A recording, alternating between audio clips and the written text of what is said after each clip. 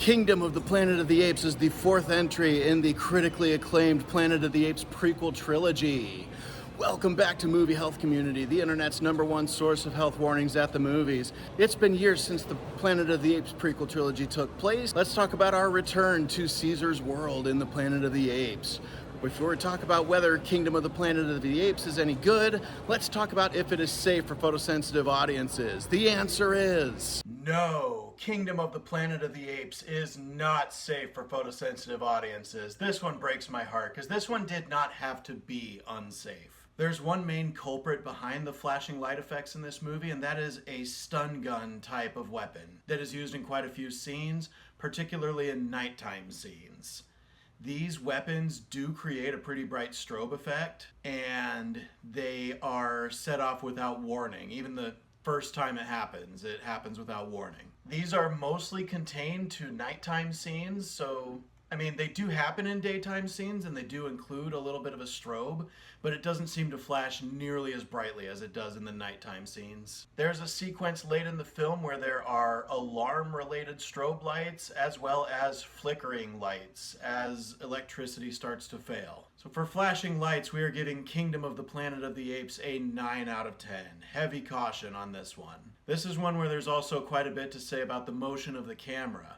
Mainly that we get a lot of action at extreme heights. We follow a lot of parkour type travel as characters navigate these extreme heights. That can definitely cause anxiety with acrophobic viewers. And there's one of these scenes where we follow the action of someone trapped and swinging at these extreme heights.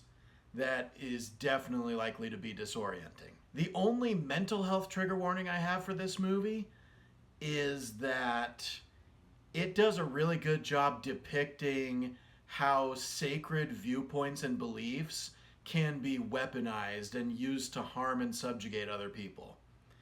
And in the story of this movie, that does result in the deaths and enslavements of very innocent characters. Now, is Kingdom of the Planet of the Apes any good?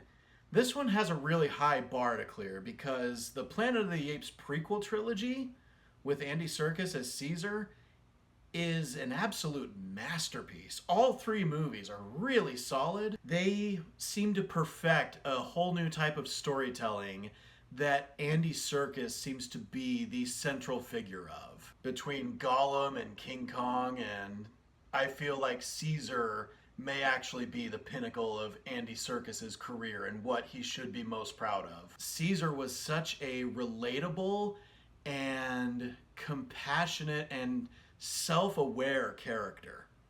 And that's talked about extensively in this movie. These are all just points I'm making about how good the prior three movies were. So in this fourth entry of the Planet of the Apes prequel trilogy, it's not bad, but I've got to say it's not quite as good as the three movies that came before it. To start off with, we have to start over with a whole new set of protagonists. So Caesar, Maurice, Rocket, Koba, these characters, they're all gone. We've got a whole new slate of characters to get to know. This movie does a really good job hooking us right in and making us instantly care about these new characters. Even though the cultural expectations of these new characters are unique to this world, they seem really relatable. This is a coming of age story, so that's relatable across the board between teenagers, adults who have gone through that whole phase of their life. The storytelling that they put behind this with the technologies that have been developed over the course of the previous Planet of the Apes movies is utilized really well. The expressions that we are capable of giving these characters with this motion capture technology is spectacular. I really hope that Hollywood does not sleep on Owen Teague as Noah in this lead role. This was an incredible performance.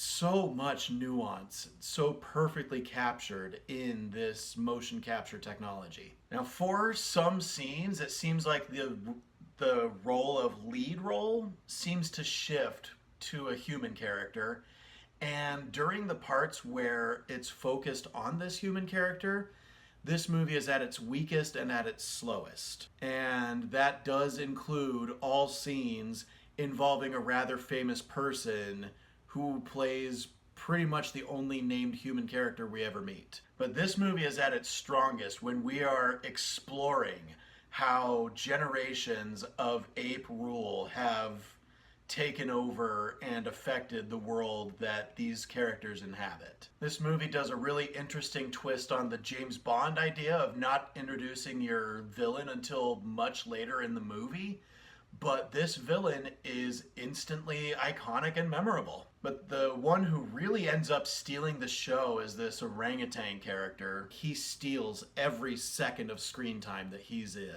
This did leave me continuing to want more of this epic and beautiful new form of storytelling that the Planet of the Apes movies have now brought us with 4 of these movies. I am going to give Kingdom of the Planet of the Apes an A-. Thank you so much to our readers on Tumblr and Facebook, and as always, an extra special thanks to our patrons over on our Patreon page whose names are scrolling on the screen like credits right now. As a reminder, nothing produced by Movie Health Community is medical advice, nor has any of it ever been reviewed by any medical professionals. Also, if you missed our announcement in our review of The Fall Guy, we are going to have 2 flashing light warning tracks ready for you in July. And we have now made the flashing lights warning track for Indiana Jones and the Kingdom of the Crystal Skull free for everybody, even if you don't have a Patreon account. Be sure to leave a like on this video, hit that subscribe button, hit the bell icon if you want to be notified when we post new videos. And as always, stay safe at the movies.